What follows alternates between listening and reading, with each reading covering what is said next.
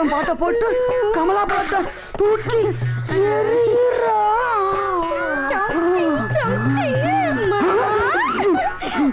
என்ன மாமா ஆச்சு? பிஞ்சு கை பட்ட உடனே உசுறு போய் உசுறு வந்த மாதிரி ஆகி போச்சு. என்ன மாமா நல்ல நானதும் அவசரமா பேசுறீங்க. இப்ப என்ன பண்ணலாங்க? ஒரு பாட்டுக்கு டான்ஸ் பண்ணலாம் மாமா. டான்ஸா? ஆடலாமே.